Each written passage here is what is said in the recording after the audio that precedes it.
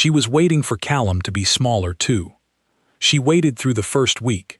She attended council meetings, sitting in the fourth seat from the head, between a former prisoner of war named Henry Locke, who had lost 3 fingers on his left hand and used the remaining 2 to draw the most precise maps Vivian had ever seen, and a blind woman named Grace Palmer, whose title was Chief Cartographer, which Vivian initially assumed was an ironic appointment until she watched Grace construct a 3-dimensional terrain model from memory using wooden blocks and string that was more accurate than any flat map in the Northern Dominion's archives. The council was wrong in every way a council could be wrong, compared to what Vivian knew. In Aldrich's court, council meetings were performances. Advisors spoke in careful, measured phrases, designed to agree with the king without appearing to agree too quickly. Dissent was expressed through implication and coded language. No one ever said, "That is a bad idea." They said, "The king's wisdom exceeds my understanding," and let the ambiguity do the work. In Callum's council, people argued, not carefully, not through implication. They argued the way people argue when they believe their words will be heard, loudly, specifically, and with supporting evidence. Henry Locke once spent 40 minutes explaining why Callum's proposed northern patrol route was, in his words, a masterwork of geographic ignorance, and then produced a hand-drawn elevation map showing exactly where the route crossed terrain that would be impassable during the spring rains. Callum listened to the entire 40 minutes. Then he asked 3 follow-up questions, each more specific than the last. Then he said, "Henry, you are right, and I am wrong. Redraw the route." Vivian watched this exchange the way a person watches a magic trick, with fascination and the absolute certainty that there must be a hidden mechanism she was not seeing. A king who admitted error, a council that spoke freely, a court that operated on the assumption that the best idea should win, regardless of who proposed it. She kept waiting for the trick. During the second week, Callum invited her to review the Eastern Border Defense Plan, not as a courtesy, as a task. He spread the maps across the council table and said, "Henry tells me you drew better border analyses than his own team when you were 19. I want you to find what we are missing." She spent 3 days on the analysis. She found 4 vulnerabilities in the supply chain between the mountain garrisons and the capital. She found a gap in the northern watchtower rotation that left a 6-hour window every 3rd night where the ridge approach was unmonitored. She found that the grain reserves at the eastern garrison were being calculated based on peacetime consumption rates, which would leave the soldiers short within 2 weeks of any sustained engagement. She presented her findings to the council. It took 90 minutes. She used Henry's maps, Grace's terrain models, and her own calculations. She did not soften the language. She did not preface her analysis with qualifications or apologies. She spoke the way she would have spoken if the room contained colleagues rather than strangers. When she finished, the room was quiet for a moment. Then Henry Locke, who had served the Eastern sovereignty for 22 years and had lost his fingers defending the very border Vivian had just analyzed, leaned back in his chair and said, "Well, that is humiliating." Grace Palmer smiled. Callum said, "Implement the corrections, all of them. Start with the grain reserves." No debate, no modification, no political filtering of her recommendations through the lens of whose ego they might bruise. He took her analysis, accepted it whole, and gave the order to act on it. Vivian returned to her rooms that evening and sat at the desk and did not move for a long time. The brass button from her coat was in her pocket, and she took it out and set it on the desk and looked at it as if it might explain something. She did not know what to do with a man who listened. Listening, in her experience, was a tactic, a way to gather information that would later be used as leverage. Her father listened before he negotiated. Aldrich listened before he decided what to take. Every man she had known treated attention as a tool with an ulterior purpose. Callum listened the way water fills a vessel, completely, without agenda, simply because the space was there. It was, she decided, the most disorienting quality a person could possess. The third week, Margaret found her in the library at midnight, surrounded by trade route documents and empty teacups. "You are not sleeping," Margaret said. It was not a question. "I am working." "You are hiding." "You are hiding." "You are hiding inside work, because work is the room you feel safest in. I recognize it because my son does the same thing." Margaret sat down across from Vivian and moved 2 of the empty cups aside with the easy authority of a woman who had been clearing tables and clearing paths for longer than Vivian had been alive. "You are waiting for him to disappoint you." Vivian said nothing. "He will disappoint you," Margaret continued. "He leaves his boots in doorways. He forgets to eat when he is focused. He has an infuriating habit of being right about people and refusing to explain how he knew. But he will not disappoint you in the way you are bracing for. That version of him does not exist. Everyone has a version they hide. Yes, his hidden version is kinder than the public one, which is the opposite of what you are used to, and that is why you do not trust it." Vivian picked up the brass button from the desk. She turned it between her fingers, feeling the ridges, the worn edges, the slight warmth from her own hand. "How do you know what I am used to?" she asked. "Because I watched your face in Thornwall when you were humiliated before 600 people, and your face showed nothing, and a woman whose face shows nothing in that moment has been practicing for a very long time. You do not practice composure in a household where the hidden version of the people around you is kinder than the public one." Vivian set the button down. "He noticed my hands," she said. "He noticed your hands. That is a strange thing to notice. He noticed that you did not break. He noticed that you had been built to withstand breaking, and he found that more compelling than anything else in the room, which tells you everything about him if you are willing to hear it." Vivian was silent for a long time. "I revised his border defense in 3 days," she said. "It took his own team 2 years to build the original. I know. He implemented every change I recommended, without alteration. I know. He is either genuinely intelligent enough to recognize good strategy regardless of its source, or he is performing openness as a long-term manipulation strategy of extraordinary patience." Margaret smiled. It was the smile of a woman who had raised a difficult son and survived to find it amusing. "Those are not your only 2 options," Margaret said. "There is a third one, and it is simpler than both. He trusts your mind because he has seen it work, and trust is not a strategy for him, it is a conclusion." She stood, collected the empty teacups, and walked toward the door. "Stop waiting," Margaret said over her shoulder. "It is exhausting to watch, and I am too old to pretend patience I do not feel." Vivian sat in the library after Margaret left and stared at the trade route documents spread across the table. She did not read them. She stared through them the way a person stares through a window when the view outside is not the point. She was beginning to understand something, and the understanding frightened her more than Aldrich's rejection, more than her father's abandonment, more than the 600 faces in Thornwall. She was beginning to understand that the Eastern sovereignty was not performing kindness. It was practicing it, day after day, in council meetings and border garrisons and open palace gates and midnight conversations over empty teacups. It was practicing it the way soldiers practice formations, consistently, deliberately, and with the understanding that the practice itself was the thing that made it real. And she was beginning to understand that Callum Drake had not come to Thornwall to rescue her, or recruit her, or claim her as a political trophy. He had come because he saw a woman whose abilities had been treated as currency by everyone who had ever held authority over her, and he wanted to see what those abilities would do if they were treated as something else entirely, if they were treated as hers. The 4th week, something happened that broke the waiting. A state dinner, visiting diplomats from a neutral territory, the kind of formal gathering that existed primarily so that kingdoms could assess each other's strength through the proxy of table manners and wine selection.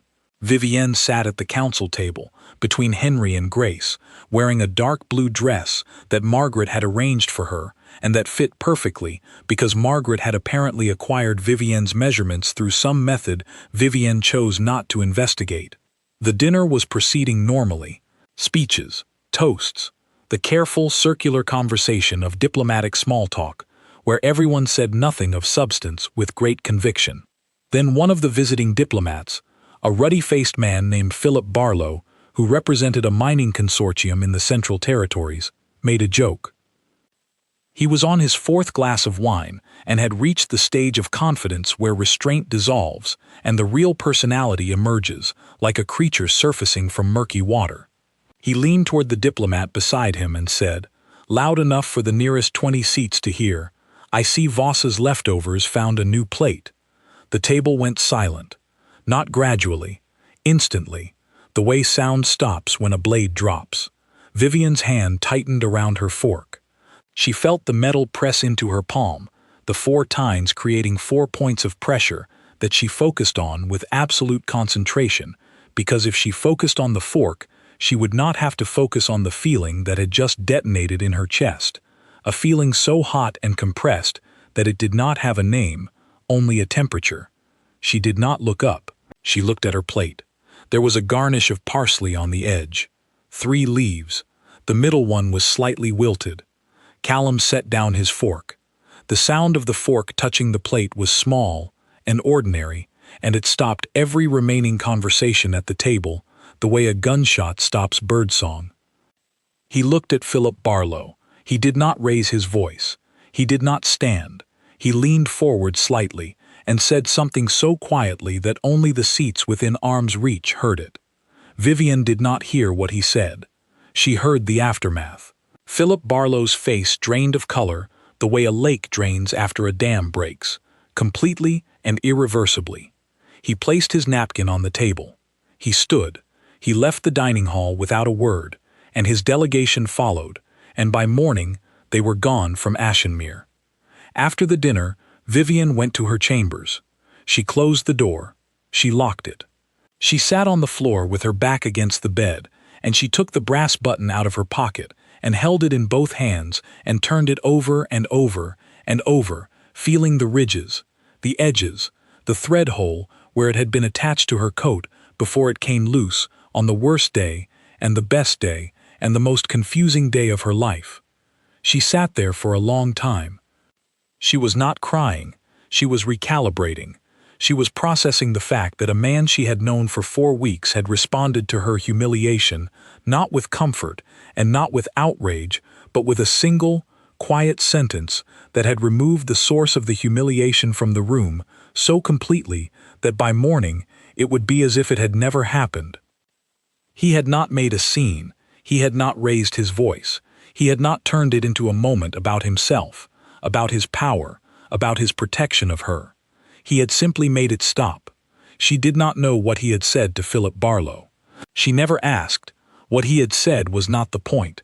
The point was the fork, the sound of metal on porcelain, the small deliberate action of a man setting down a utensil with the full weight of his authority behind the gesture. Henry told her later, 2 days later, while they were reviewing patrol schedules in the council chamber. He told her without being asked, because Henry Locke had the blunt directness of a man who believed that important information should not be hoarded. He told Barlow that his mining consortium's operating license in the Eastern Territories was under review and that the review would be conducted by the same woman Barlow had just insulted, and that he hoped Barlow's paperwork was in order because she would find any discrepancy that existed. Vivian put down her pen. He did not threaten him, Henry continued. He gave him information, accurate information, by the way. The consortium's license was genuinely due for renewal, and your council role does include trade oversight authority. Everything he said was true. He simply arranged the truth in a formation that made Barlow understand, with perfect clarity, that he had just insulted the person who held his financial future in her hands. Vivian stared at the patrol schedules without seeing them. "That is the thing about Callum," Henry said, picking up his own pen and returning to his maps. "He does not use power as a weapon. He uses accuracy. It is much worse." That was when she stopped waiting. Not because she trusted him.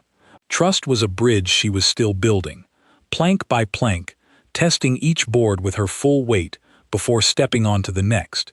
But she stopped waiting for the hidden version. She stopped bracing for the cruelty behind the courtesy. She stopped scanning every kindness for the invoice attached.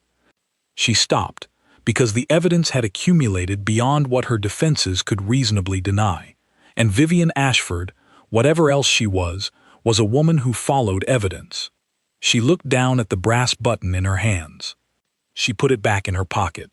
Then she stood up, unlocked the door, and went to find Margaret, because she had questions about how the Eastern Sovereignty's trade agreements were structured, and for the first time in her life, the questions were not about survival. They were about building.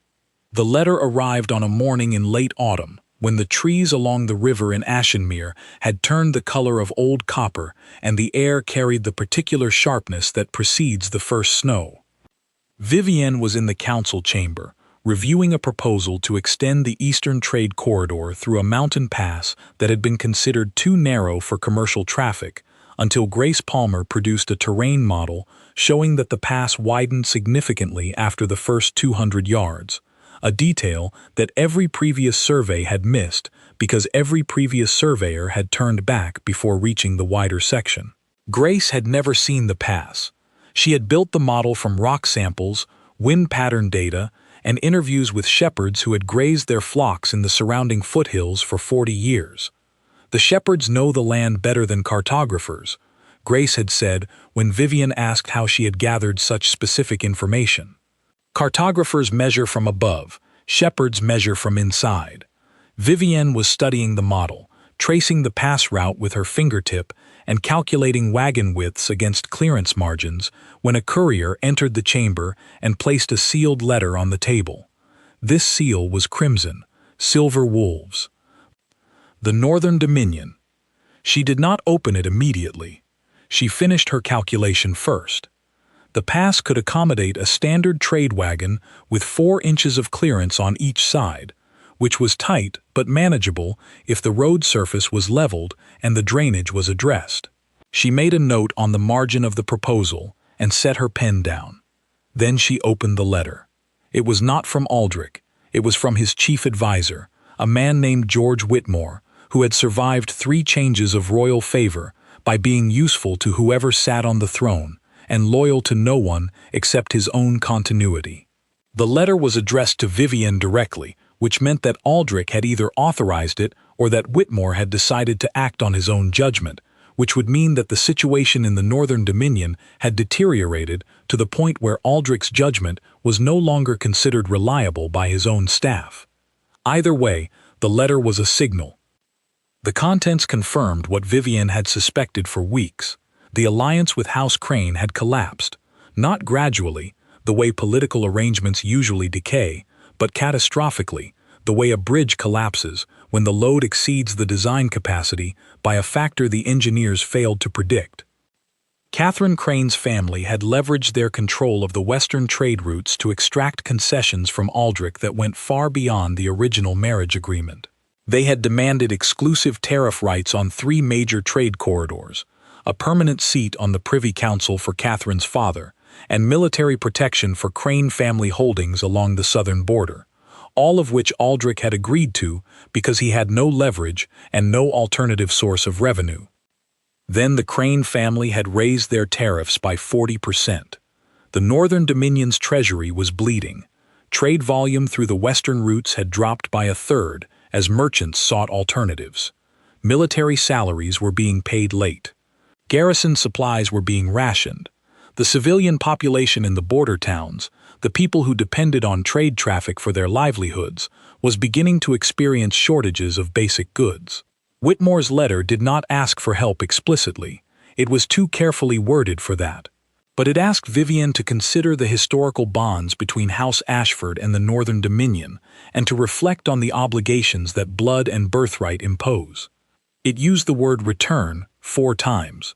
It was, stripped of its diplomatic language, a request for her to come back and fix the mess that Aldrich had created by discarding her. Vivian read the letter twice. She folded it. She set it on the table beside Grace's terrain model. She sat in the council chamber alone for a long time. The brass button was in her pocket. She took it out and held it the way she always held it, between thumb and forefinger, turning it, feeling the familiar texture. She had carried it every day since Thornwall. It had become a talisman of sorts, not of luck or protection, but of continuity. A small, solid object that connected the woman she had been to the woman she was becoming. Evidence that the same hands that had clasped together in stillness while a king rejected her were the same hands that now drew trade routes and reorganized border defenses and held objects simply because they wanted to hold them, not because someone had told them where to rest. She put the button back. She went to find Callum. He was in the stables, which was where he went when he needed to think. Not to ride, to brush the horses. He found the repetitive motion useful, and the horses did not offer opinions, which he sometimes preferred to the vigorous opinions of his counsel. He was working on a large gray mare named Patience, which was an ironic name for an animal that had bitten 3 stable hands and kicked a fence post hard enough to snap it in half. Vivian stood in the stable doorway and watched him for a moment before he noticed her. He was working the brush along the mare's flank in long, steady strokes, and his coat was hung on a hook by the door, and his sleeves were rolled to the elbows. He looked like a man who had been doing this for a long time and found it as natural as conversation. "Whitmore wrote to me," she said. "Callum did not stop brushing. I expected he would. The tariff reports from the Western corridors have been ugly for 2 months. You have been tracking the Northern Dominion's trade data." "I track everyone's trade data.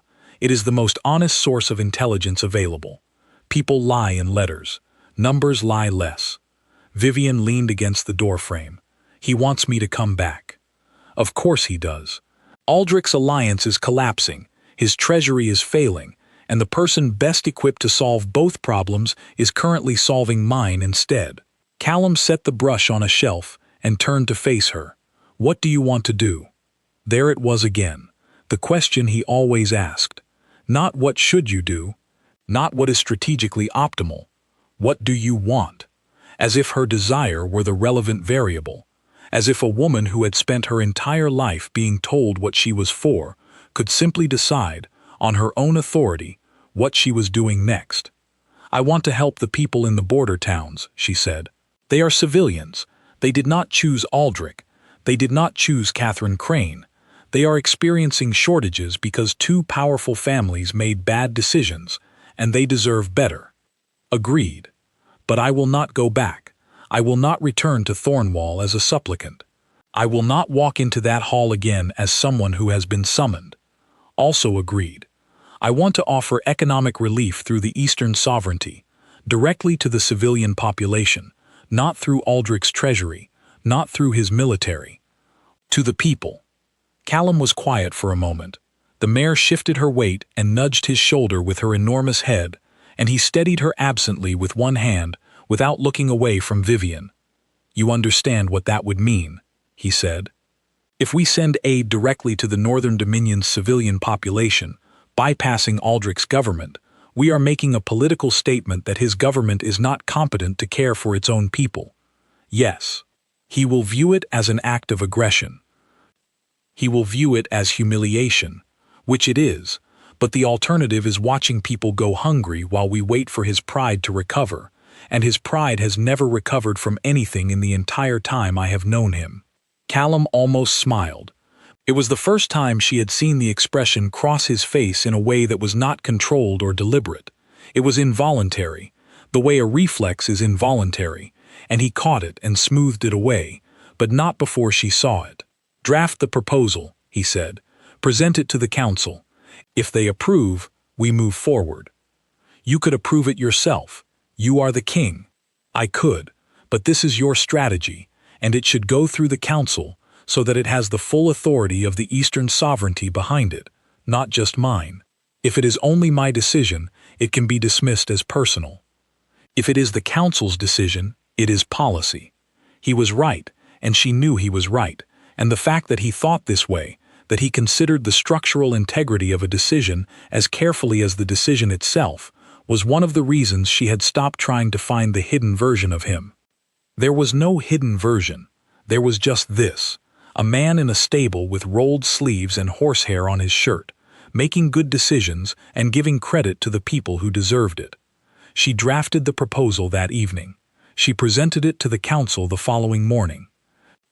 The debate lasted 3 hours. Henry Locke supported the plan immediately, arguing that economic instability in the Northern Dominion would eventually create refugee pressure on the Eastern Sovereignty's western border, making intervention a matter of self-interest as well as decency. Grace Palmer raised concerns about supply logistics, specifically whether the mountain passes would remain navigable during the winter months. Margaret Drake, who sat on the council in an advisory capacity that no one had formally defined and everyone respected, asked one question: who will administer the relief on the ground? Vivian answered, "I will select the delegation personally. They will report to me, and their mandate will be exclusively civilian. No military resources, no political negotiation, food, medicine, and trade infrastructure support." The council approved the plan, unanimously. 2 days later, Vivian sent a response to George Whitmore. It was written on parchment bearing the wolf and moon seal of the Eastern Sovereignty, which was itself a statement of considerable weight. The letter informed the Northern Dominion that the Eastern Sovereignty would be providing economic relief to the civilian population of the northern border towns. The relief would be administered by a delegation appointed by Vivian Ashford. The Northern Dominion was welcome to accept the assistance. Refusal would be noted and made public. She signed the letter with her own name. No title, no affiliation, just Vivian Ashford. Whitmore's response arrived 6 days later. It was 3 words long: "Terms are accepted." Aldrich did not write to her. He sent no separate message, no acknowledgement. The silence was as loud as any speech he could have delivered.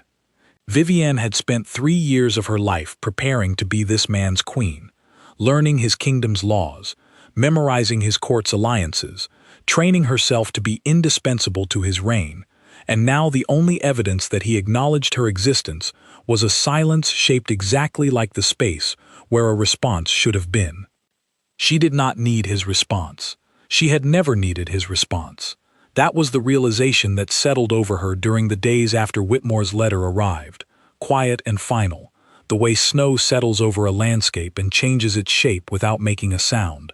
Everything she had done for Aldrich, every skill she had developed, every hour of study and preparation, she had believed it was for him.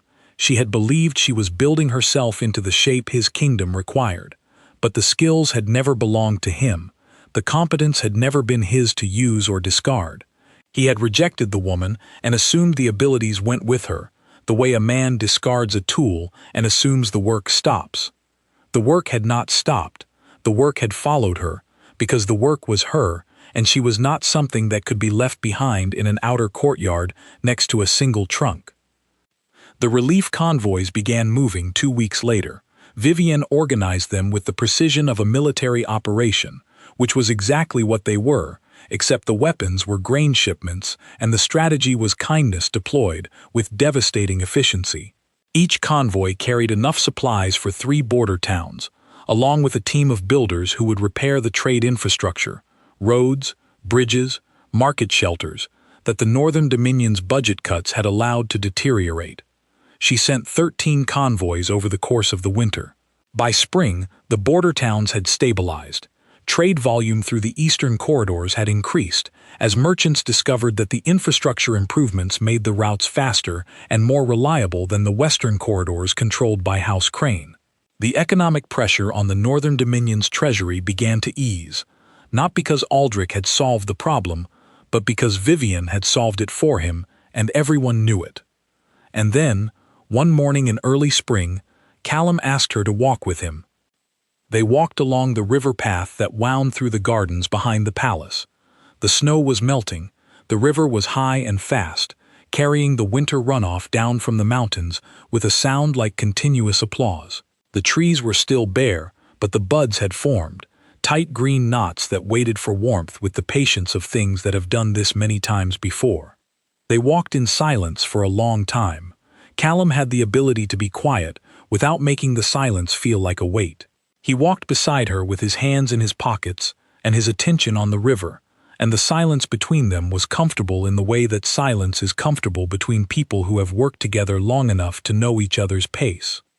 "Your season is ending," he said. Vivian had been counting the days. She knew exactly how much time remained on the terms she had set in Thornwall. She had been aware of the approaching deadline for weeks, the way a person is aware of an approaching cliff edge while walking a path that runs parallel to it. "It is," she said. "You are free to leave, as agreed. No consequence, no obligation. I know. Do you know what you want to do?" She stopped walking. The river moved past them, fast and loud, and indifferent to the conversation happening on its bank. "I want to stay," she said. She said it without qualification, without conditions, without the careful, specific language of negotiation that she had used in every significant conversation of her life. 3 words, stripped of protection, standing alone on the riverbank like a person who has taken off armor and is waiting to see if the exposure will be survived. Callum stopped walking. He turned to face her. "I want you to stay," he said. The same simplicity, the same exposure. 2 people who had spent their lives being strategic, being careful, being 3 moves ahead, standing in the spring mud beside a river and saying the plainest possible version of what they meant. Vivian looked at the river. She looked at the trees. She looked at her hands, steady as they had always been, and she wondered when steadiness had stopped being a defense mechanism and started being something else. Readiness, maybe. The quiet stability of a person who is no longer bracing for impact but preparing to build. "Then I will stay," she said. They stood by the river for a while longer, not touching, not speaking, just standing in the same space and watching the water carry the winter away. The binding ceremony happened 3 weeks later. It was held in the palace garden, not the Great Hall. Vivian had been specific about this. No Great Hall, no 600 witnesses, no banners, no iron braziers, no musicians playing solemn music the last. The council chamber door was open. She could hear Henry arguing with Grace about elevation measurements. She could hear Margaret correcting both of them with the serene confidence of a woman who was almost certainly right. She could hear Callum saying nothing, which meant he was listening, which meant the conversation was about to get very interesting for whoever was wrong.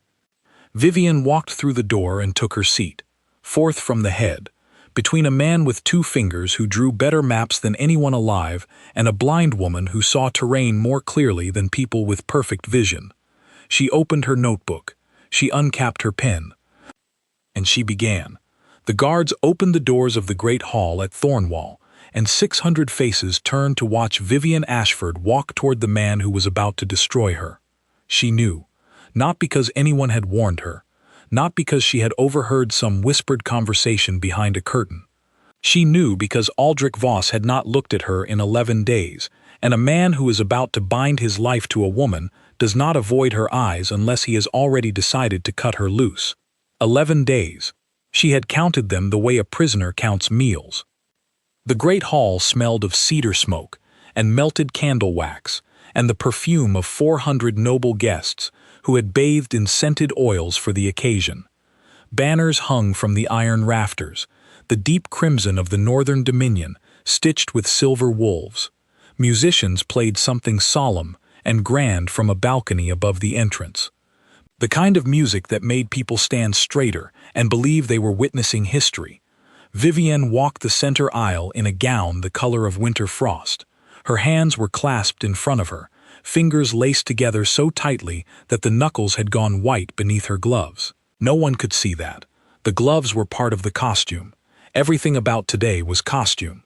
Her father, Lord Harlan Ashford, stood near the front of the hall, with his shoulders pulled back and his chin raised at the angle he always held when he was performing respectability. He had 3 daughters. The first had married a minor lord in the western provinces and produced 2 sons nobody talked about. The second had entered a religious order and vanished into silence. Vivian was the third, and she was the one he had gambled everything on. Not because he loved her most, because she was the one most useful to gamble. The betrothal to Aldrich had been arranged when Vivian was 16. Lord Harlan's debts to the Northern Dominion's treasury had reached a number so large that the only way to settle them was to offer something the crown wanted more than gold: legitimacy. The Ashford bloodline traced back 9 generations to the original ruling family of Thornwall, the family that Aldric's grandfather had overthrown in a coup so bloody that people still found bone fragments in the castle gardens when they dug deep enough. Aldric needed an Ashford on his arm, the way a thief needs a receipt. Proof of purchase, evidence that what he held had been given, not taken. And so Vivian had spent 3 years being prepared. Languages, diplomacy, court etiquette, down to the angle at which one inclined one's head to a visiting ambassador versus a domestic duke. She could name every noble family in the Northern Dominion, their alliances, their grudges, their weaknesses. She could read a treaty and find the trap in the 14th clause. She could smile at a man she despised and make him believe she admired him. Her father had built her into a key. Aldric was supposed to be the lock. She reached the front of the hall and took her position on the raised stone platform where the binding ceremony would take place. The High Chancellor stood between 2 iron braziers, holding the ceremonial cord that would be wrapped around their joined hands. Aldric stood to the right, dressed in black and silver, his dark hair combed back from a face that carried the kind of sharp, angular authority that made people obey before they understood why. He still was not looking at her. Vivian focused on the brazier closest to her. The coals inside had been arranged in a perfect pyramid. One coal near the base had cracked, and a thin line of orange light pulsed through the fracture like a living vein. She watched it breathe. The High Chancellor began the invocation, words about unity and strength and the sacred bond between sovereign and consort. Words that had been spoken in this hall for 3 centuries, over hands that sometimes trembled and sometimes did not. Vivian's hands did not tremble. They never did. That was the one thing her father had not needed to teach her. Stillness under pressure was not a skill she had learned. It was scar tissue. The Chancellor reached the moment of declaration, the point where Aldric was supposed to step forward and speak the binding words. The hall went quiet. Even the musicians stopped. Aldric stepped forward. He turned to face the assembled court. Not her, the court. The alliance between the Crown and House Ashford, he said, and his voice carried the practiced resonance of a man who had been rehearsing this particular betrayal, no longer serves the strategic interests of the Northern Dominion. The silence that followed was so complete that Vivian could hear the cracked coal in the brazier splitting further. A tiny sound, like a knuckle popping. After consultation with my council, Aldric continued, I have determined that a union with House Crane will better secure the economic and military future of this kingdom. Lady Catherine Crane has accepted my offer of partnership, and the formal announcement will be made at tomorrow's court session. He said it the way a man reads a trade agreement. No emotion, no apology. No acknowledgement that the woman standing 3 feet to his left had just been publicly discarded like a ledger entry that no longer balanced. 600 people stared.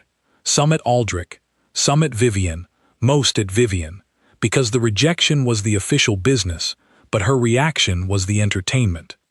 She gave them nothing. She stood on that stone platform with her gloved hands still clasped and her spine still straight, and she looked at the floor. Not in defeat, in inventory. She counted the stones, 14 visible from where she stood. 3 of them cracked. One had a scuff mark from a boot heel that looked, if she tilted her head slightly, like a small bird in flight. The bird stone, she memorized its position. 3rd row, 2nd from the left. She did not know why she memorized it. She did not know why, in the worst moment of her life, her brain decided that the location of a scuffed floor stone was critical information. But it did, and she let it, because her brain had kept her alive this long by finding strange things to hold on to when everything else was falling. Lord Harlan moved first. He crossed the distance between his position and the platform in 4 steps, and he did not go to his daughter. He went to Aldric. He bowed, low and deliberate, the bow of a man cutting his losses in real time. Then he turned and walked toward the doors without looking back. He did not speak to Vivian. He did not touch her arm. He did not offer a single gesture that might link his name to hers in the memory of anyone watching. She was no longer an asset, and Harlan Ashford did not carry liabilities. The court began to murmur, the sound built like water rising, a low, continuous rush of whispered analysis. Who had known? Who had not? What this meant for the border alliances, whether Lady Catherine's family had been negotiating behind closed doors for weeks or months, whether Vivienne would be sent back to her father's estate or cast out entirely. Nobody asked Vivienne. Nobody spoke to her at all. A court attendant appeared at her elbow and murmured that her belongings were being packed and would be delivered to the outer courtyard. She nodded. The attendant paused, clearly expecting tears or fury or some display that would make a good story in the servants' quarters later. Vivienne looked at him with the flat, steady gaze she had perfected over 22 years of being assessed, and found either useful or disposable, and the attendant left without another word. She descended the platform. The crowd parted around her the way water parts around a dropped stone, not out of respect, but out of the instinct to avoid contact with misfortune, as if rejection were a disease that could spread through proximity.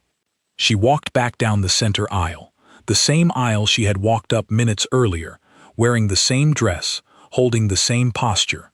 But the meaning of everything had changed. The banners no longer framed a celebration. The music had stopped. The cedar smoke smelled like something burning rather than something warming. Halfway down the aisle, she passed the delegation from the Eastern Sovereignty. She had not paid them much attention when she entered. A diplomatic party of 8, seated in the section reserved for foreign observers. They were led by King Callum Drake, the ruler of the Eastern Sovereignty, a man whose reputation preceded him the way thunder precedes rain. The Wolf of the East, they called him, a conqueror, a strategist, a king who had expanded his territory not through brute force, but through a combination of military precision and an unsettling talent for knowing exactly when his enemies were weakest. He was leaning against a stone pillar near the end of his delegation's row, arms crossed over a dark green coat that bore no insignia or decoration. He was tall enough that the lean looked deliberate rather than lazy, a man choosing to rest against architecture because standing at full height felt like too much effort for a ceremony that no longer required his attention. He was not watching Aldrich. He was not watching the court. He was watching Vivienne. She felt his gaze the way one feels a change in air pressure. Something shifted. Something was being measured.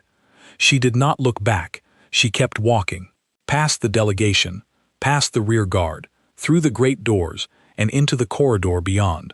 The corridor was cold and empty, and the sound of her shoes on the stone floor echoed in a way that made her footsteps sound like they belonged to someone following her. She walked until the echoes faded, and the noise of the hall was just a distant hum, and then she stopped. She looked down at her gloved hands, still not shaking. That was the thing about Vivienne Ashford. She had been prepared for this moment her entire life. Not this specific betrayal, but this category of betrayal.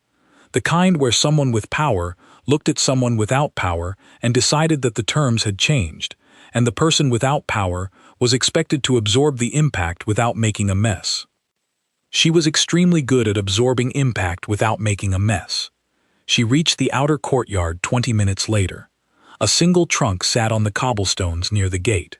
It contained everything she owned: 2 changes of clothes, a journal she had kept since she was 14, a set of maps she had drawn herself, detailed renderings of every border crossing in the Northern Dominion, annotated with trade routes and garrison placements and seasonal weather patterns that affected supply lines. The maps were worth more than everything else in the trunk combined. She had made them because knowledge was the only currency no one could confiscate. A stable hand offered to arrange transport. She declined. She picked up the trunk, which was lighter than it should have been for a woman leaving behind an entire life, and walked out through the gate. Behind her, the great hall of Thornwall continued to buzz with the aftermath. Aldrich's advisors were already drafting the formal announcement of his engagement to Catherine Crane. Lord Harlan was composing a letter to his creditors, explaining that his daughter's failure was not his own. The court was rearranging its allegiances with the speed and enthusiasm of people who had never promised loyalty to anyone in particular. And somewhere inside that hall, Callum Drake pushed off from the stone pillar, uncrossed his arms, and said something quiet to the woman standing beside him, an older woman with silver-streaked hair and the same sharp jaw. "Her hands," he said. His mother looked at him. They did not shake. His mother said nothing. She had learned, over 30 years of raising this particular son, that when he noticed something about a person, the noticing was never casual. Vivienne walked through the outer gate and onto the road that led away from Thornwall. The sun was setting behind the western ridge, turning the sky the color of a bruise, purple and yellow and fading. She did not look back. She had spent 22 years looking at walls and gates and locked doors, and the faces of people who held keys she needed. She was finished looking back. She did not yet know where she was going. She did not yet know that a man she had barely glanced at was already changing the direction of his plans because of something he had seen in her hands. She only knew that the trunk was light, and the road was long, and she was still standing. That was enough. For now, that was enough. 3 days after the Great Hall, Vivienne was teaching a 12-year-old boy how to read military supply reports. She had made it as far as the Crossed Antlers, a border inn that sat at the junction of 3 roads leading out of Thornwall's territory.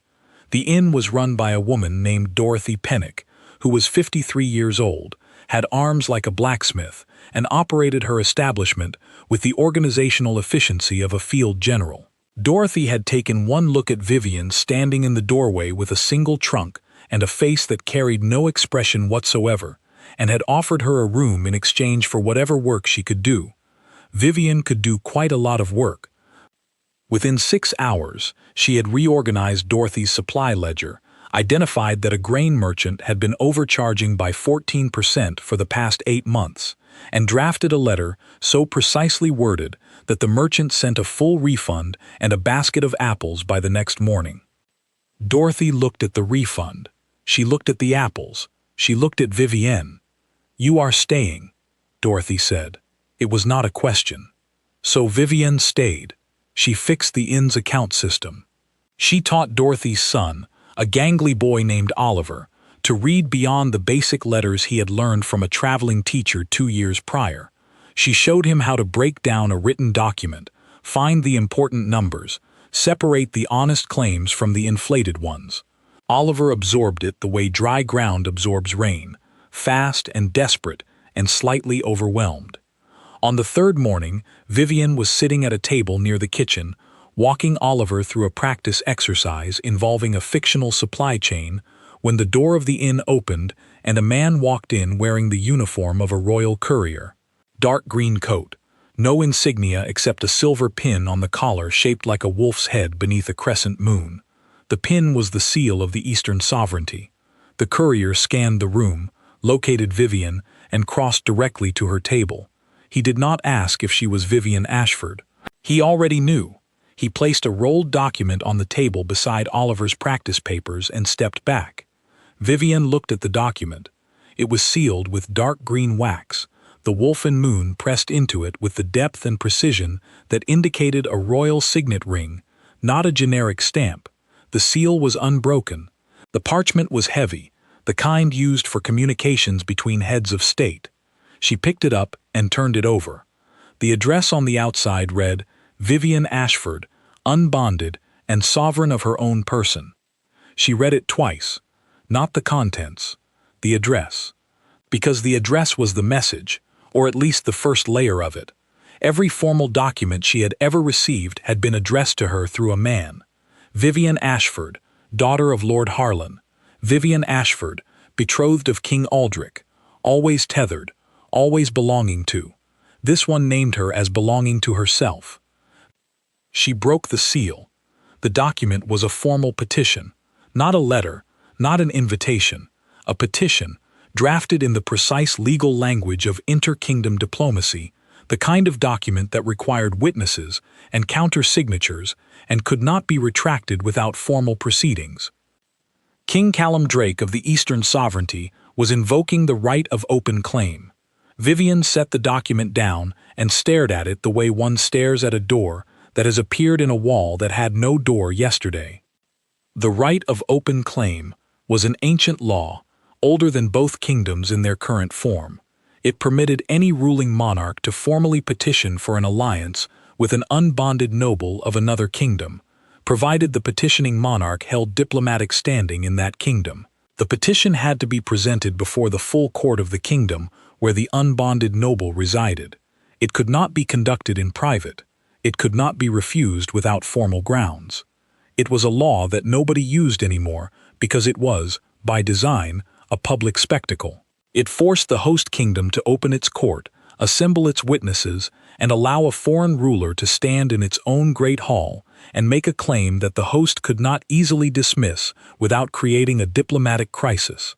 Callum Drake was not just proposing an alliance. He was forcing Aldrich Voss to watch it happen in his own house. Oliver leaned over to look at the document. "What does that say?" "It says that someone is either very brave or very reckless," Vivian said, "and I have not yet decided which." She asked the courier one question. "Did your king send instructions regarding my response?" "He said to tell you that no response is required," the courier answered. "The petition stands regardless of your attendance." "But he said you would attend." "Did he?" "He said you would want to see their faces." Vivian folded the document precisely along its original creases and placed it inside the inner pocket of her coat. She sat very still for a moment, and the only thing that moved was her right thumb, pressing against the edge of the table with a force that left a white mark on the wood. Dorothy appeared from the kitchen, read the room the way she read an incoming storm, and set a cup of tea on the table without being asked. Vivian picked up the tea. It was too hot to drink. She drank it anyway. Oliver was watching her with the wide, uncertain eyes of a boy who understood that something significant had happened but could not yet name what it was. He looked at the courier, who stood at attention near the door. He looked at the document pocket in Vivian's coat. He looked back at Vivian. "Are you leaving?" he asked. She set the tea down. The question landed in a place she had not expected, a soft place, an unguarded corner that she had not realized was exposed until the boy's voice found it. "For a few days," she said. "Are you coming back?" She did not answer immediately. She looked at Oliver, at his ink-stained fingers, and the practice document she had prepared for him, half finished on the table, his careful handwriting filling the margins with notes she had taught him to take. She had known this boy for 3 days. She had taught him more in 3 days than anyone had bothered to teach him in 12 years, because no one had looked at a gangly innkeeper's son and seen someone worth teaching. "I will come back for the reading lessons," she said. Oliver nodded. It was enough for him. Promises about reading lessons were the kind of promises he understood, small and specific and real. Vivian spent the rest of that day preparing. She washed her traveling coat and pressed it dry by the fire. She cleaned her boots. She reviewed the document 3 more times, not because she needed to understand its contents better, but because she wanted to memorize the exact legal phrasing so that when she stood in the Great Hall, she would know every angle of the law that protected her presence there. She was not walking into Thornwall unprepared. Not again. Not ever again. Dorothy provided a horse for the journey, a sturdy brown gelding named Copper, who had the temperament of a piece of furniture and the stamina of something considerably more alive. Vivian rode through the countryside she had walked 3 days earlier, past the same farms and fences and roadside markers, and the landscape looked different from horseback. Higher, wider, less like a place she was escaping from and more like a place she was passing through on her way to somewhere specific. She arrived at Thornwall in the late afternoon of the second day. The outer gate was attended by the same guards who had watched her leave with a single trunk. They recognized her. She could see it in their faces, the quick flicker of surprise, and then the careful blankness that guards learn to wear when they do not want to be responsible for having an opinion. She gave Copper to a stable hand and walked through the courtyard toward the Great Hall. The doors were still closed. The ceremony would begin at sundown. She had 2 hours. She spent them in the courtyard, sitting on a stone bench near the fountain, watching people arrive. Noble families in carriages, diplomats on horseback, servants carrying armloads of flowers and candles into the hall. The machinery of a royal event, assembling itself around her while she sat in the middle of it, unhurried and unmoved. She was not nervous. She was something else, something that lived in the space between anticipation and resolve, a coiled readiness that had nothing to do with fear and everything to do with the knowledge that what was about to happen would change the shape of her life, and she was walking into it with her eyes open. 2 days later, the great hall of Thornwall opened its doors for the second time in a week, and the court assembled with the barely suppressed anticipation of people who had been promised another performance. Aldrich sat on his throne. He had no choice. The right of open claim was embedded in the same body of law that legitimized his rule, and refusing to honor it would undermine every legal foundation he had spent years constructing. His advisors had spent 48 hours trying to find a loophole. There was none. The law was clear, and it was clear because it had been written by people who understood that powerful men would always look for ways around it. Catherine Crane sat in the consort's chair to Aldrich's left, a position she had occupied for exactly 3 days. She was a tall woman with dark auburn hair and the composed expression of someone who had grown up watching her family negotiate trade deals worth more than most kingdoms' annual budgets. She was not stupid, and she was not unaware of what today meant. She sat very straight and kept her eyes on the middle distance. The foreign delegations filled the observer galleries. Ambassadors from 6 kingdoms, trade envoys, military attachés, and the full delegation of the Eastern Sovereignty, which had remained in Thornwall since the original ceremony. They had not left.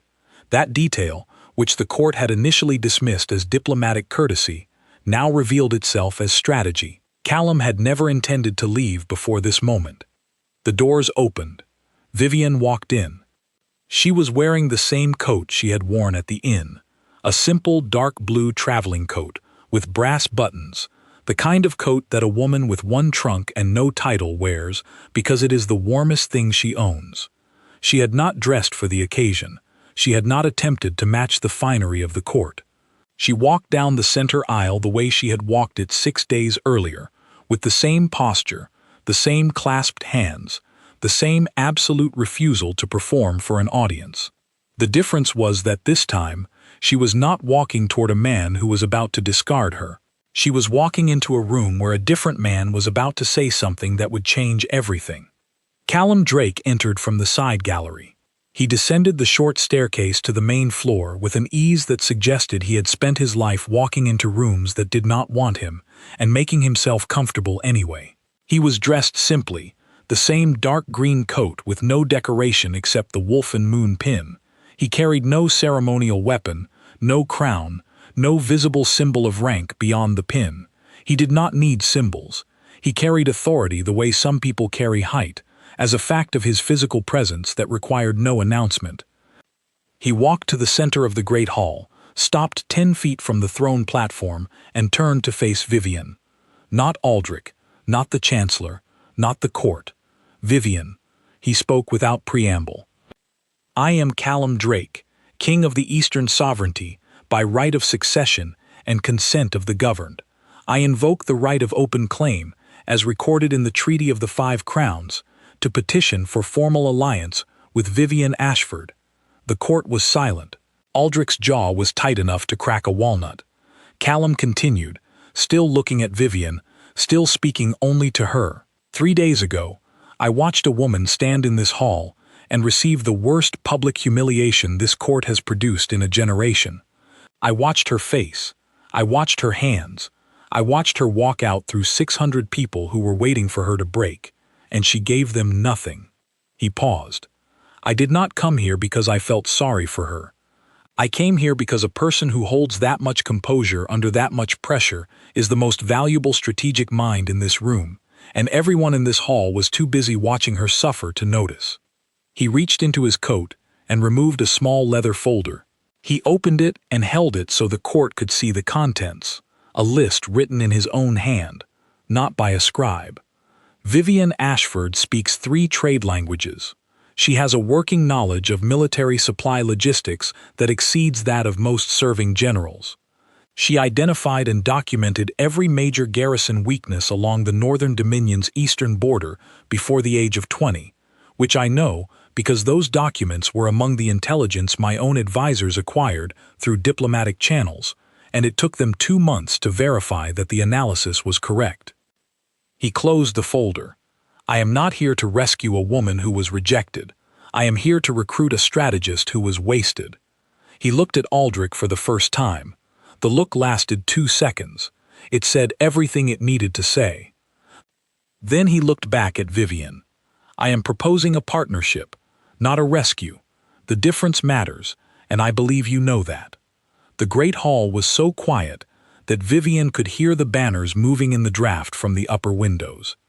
Crimson fabric, silver wolves, shifting back and forth with a sound like breathing. She stood in the center of the aisle, 12 feet from a man she had spoken to exactly 0 times before this moment, and she felt something she had not felt in a very long time. Not gratitude, not hope. Curiosity, pure, unguarded, almost reckless curiosity about what would happen next. She stepped forward, 2 steps, close enough to speak without the full hall hearing every word, though every person in every gallery leaned forward trying. And if I say no? Callum looked at her. Up close, his eyes were a dark brown that shifted toward amber in the candlelight. There was no plea in them, no calculation, no charm offensive. He looked at her, the way one looks at a chess opponent who has just made an unexpected move, with genuine interest and no agenda beyond the interest itself. Then I came a long way for mediocre wine and excellent embarrassment. She did not smile, but something behind her eyes shifted, rearranged, opened a door she had assumed was welded shut. She turned to face the court. Her gaze swept across the galleries, across the noble families who had watched her humiliation in silence, across her father's empty seat, which he had not bothered to fill, across Catherine Crane's carefully neutral expression, across Aldrich's jaw, which had not relaxed once since Callum started speaking. She looked at the floor, 3rd row, 2nd from the left. The birdstone was still there. She straightened her coat, the one with the brass buttons, and turned back to Callum. I will hear your full terms, she said, in a setting where I have not already been publicly gutted once this week. Callum nodded. Name the place. Your kingdom. I will travel to the Eastern Sovereignty. I will observe for 1 full season. I will retain the right to dissolve any arrangement without consequence or obligation. Those are my conditions. She delivered the conditions the way her father had taught her to deliver terms in a negotiation, calmly, specifically, with no room for creative interpretation. But she was not using her father's training for her father's purposes anymore. She was using it for her own. Callum agreed to every condition. He did not negotiate. He did not counter. He did not suggest modifications or addendums. He simply said, accepted, in full, as stated. That unsettled her more than anything else he had done.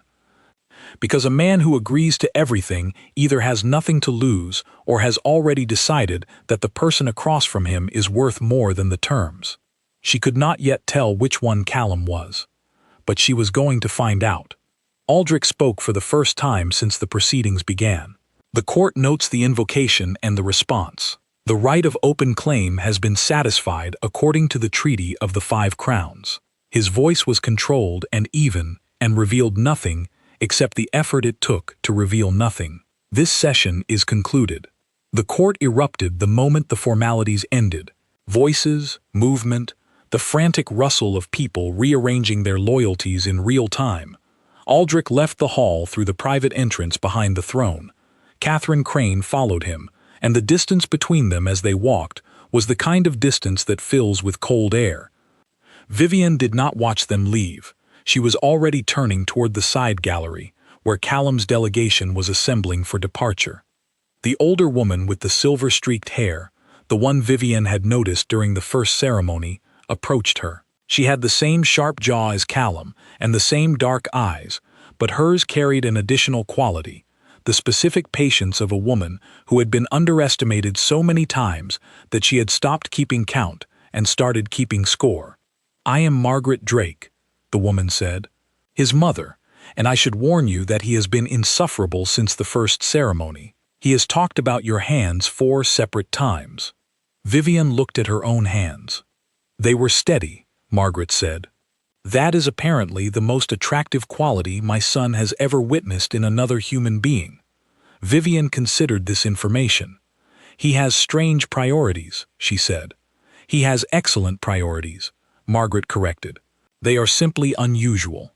You will find that most things about the Eastern sovereignty are like that. Excellent and unusual and occasionally maddening." They left Thornwall that evening. 3 carriages, 8 riders, and Vivian's single trunk loaded onto the supply wagon. As the convoy passed through the outer gate, Vivian looked back for the first and last time. The great hall of Thornwall glowed against the evening sky, its windows lit with the amber light of 1,000 candles. It looked beautiful. It looked like a painting of a place where important things happened to important people. She turned forward and did not look back again. Inside her coat pocket, her fingers found a brass button that had come loose from the cuff during the ceremony. She had pulled it free without thinking, a small reflexive gesture during a moment of intensity. She held it now, turning it over between her thumb and forefinger, feeling the ridges of the stamped pattern, the slight roughness where the thread had torn. She did not know why she kept it. She did not throw it away. The road to the Eastern sovereignty stretched ahead of her, long and unfamiliar and lit by the last light of a day that had started with nothing and ended with something she did not yet have a name for. The Eastern sovereignty was wrong. Not wrong in the way that danger is wrong or that cruelty is wrong. Wrong in the way that a room full of furniture arranged differently than expected is wrong. Every piece where you do not anticipate it. Every angle unfamiliar. Every assumption about how a kingdom should function turned 90 degrees from what Vivian had been trained to recognize. She arrived after 4 days of travel. The convoy passed through the eastern mountain range at a crossing called the Watcher's Gap, where the road narrowed to a single lane between 2 cliff faces, and a garrison of 40 soldiers checked every traveler's documents with the unhurried thoroughness of people who had been trained to read more than names and dates. They checked cargo manifests. They asked questions about trade goods, origins, and destinations. They were polite. That was the first wrong thing. Border garrisons in the Northern Dominion were not polite. They were efficient. Politeness implied time and attention implied that the soldiers were not overworked, which implied that the garrison was adequately staffed, which implied that the kingdom's military budget actually reached its outer defenses instead of evaporating into administrative corruption somewhere along the chain. Vivian filed this observation the way she filed all observations, silently, precisely, and without comment. The capital city of the Eastern sovereignty was called Ashenmere. It sat in a wide river valley between 2 ridges of low mountains, and it sprawled in a way that suggested organic growth rather than planned architecture. Streets curved where they wanted to curve. Markets appeared where people had decided to gather, not where a city planner had designated commercial zones. Buildings ranged from stone townhouses with steep roofs to wooden structures with wide porches and colored shutters that looked as though they had been painted by someone who enjoyed painting. The palace was at the center of the city, but it did not tower over it. It sat on a modest hill, 3 stories of gray stone with a green copper roof that had turned the color of moss. No battlements, no watchtowers visible from the approach, just a wide front courtyard with an iron gate that stood open. Open. During daylight hours, the gate to the king's palace stood open. Vivian made a note of this and immediately began calculating the security vulnerabilities it implied before stopping herself. She was thinking like an Ashford, like a woman whose survival depended on knowing where the threats were and where the exits led. She had been doing it for so long that the analysis was as automatic as breathing and almost as constant. Callum escorted her to a suite of rooms on the 2nd floor of the palace's east wing. The rooms were furnished simply: a bed, a desk, a bookshelf stocked with texts on Eastern sovereignty history and law, and a window that overlooked the palace gardens and, beyond them, the river that wound through Ashenmere like a silver thread through green cloth.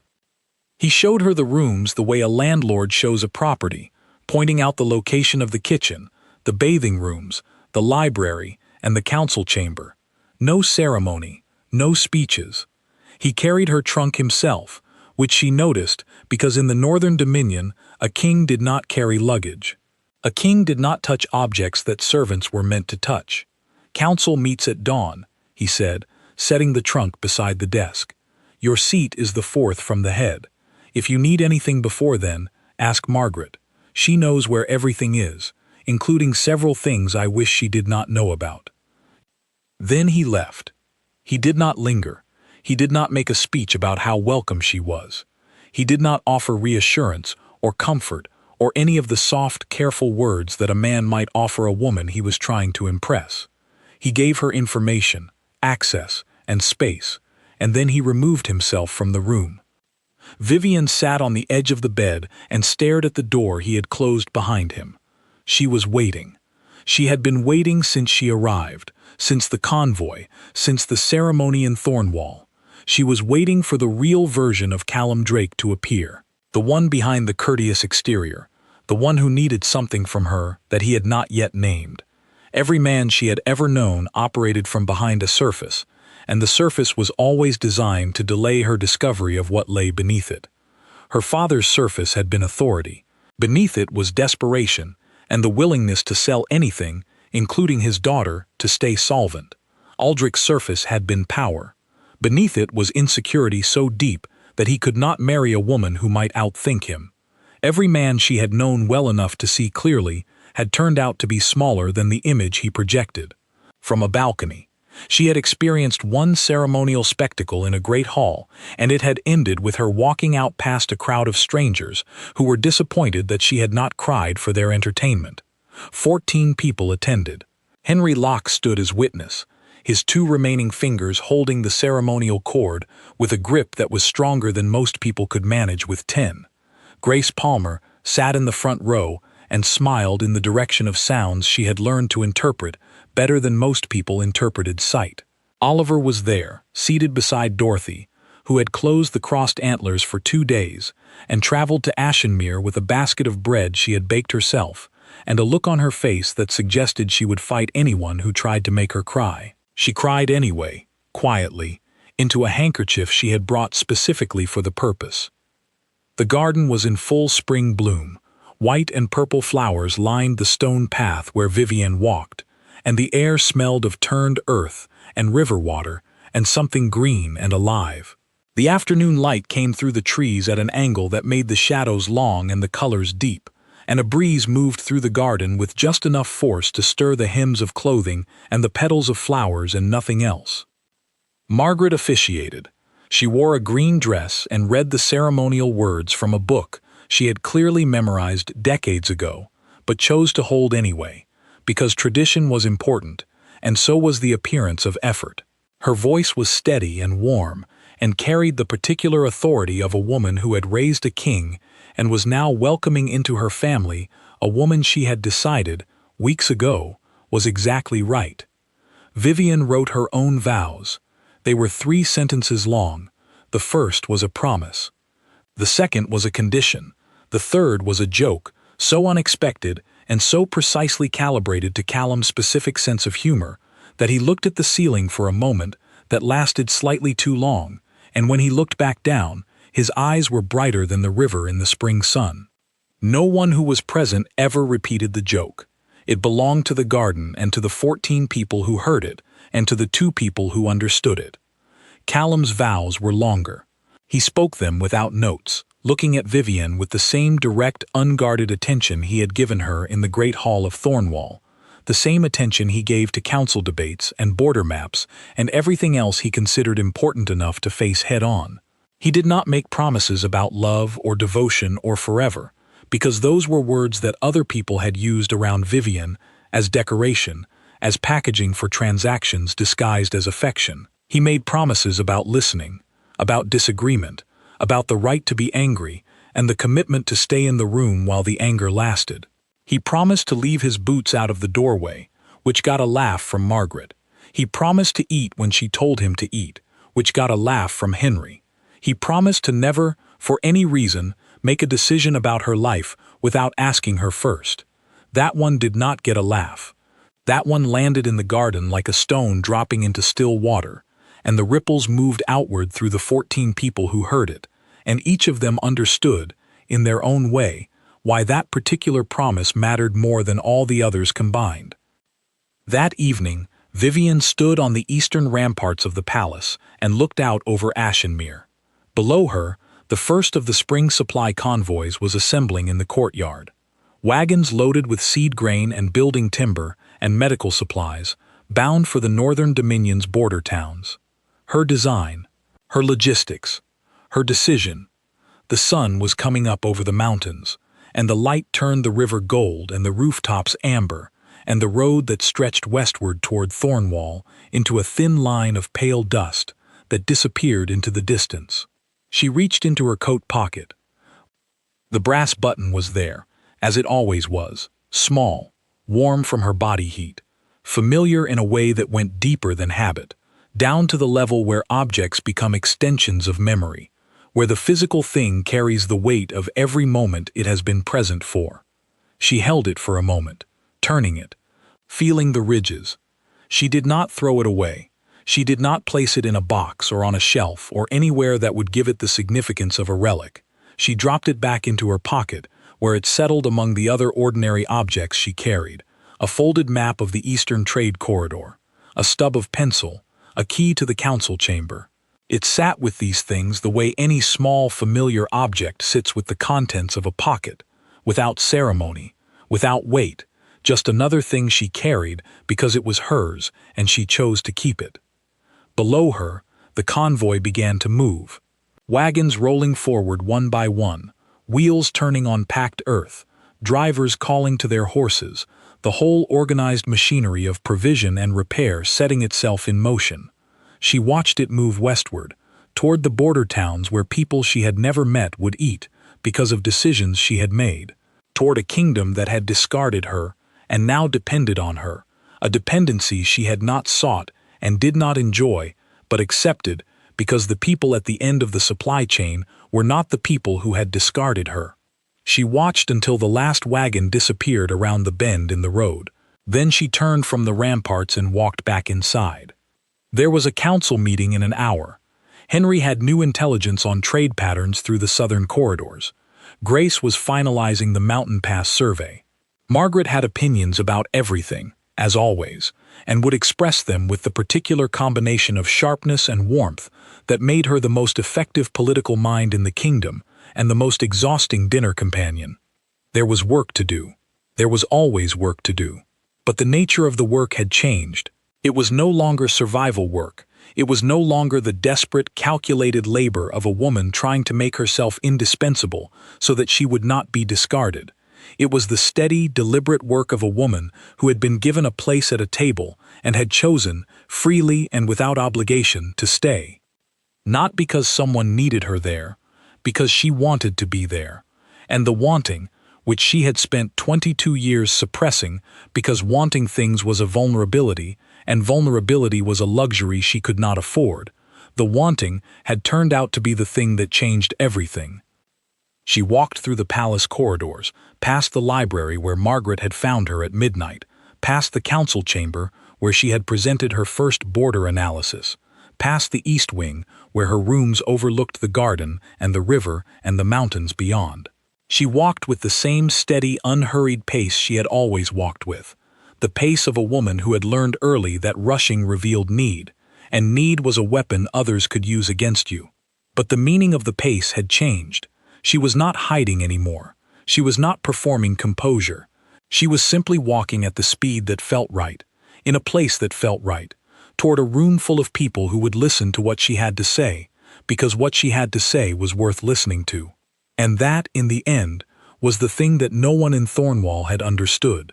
Not her father, who had seen her as currency, not Aldrich, who had seen her as legitimacy, not the 600 faces in the great hall who had watched her walk out and assumed they were witnessing a woman at her lowest point.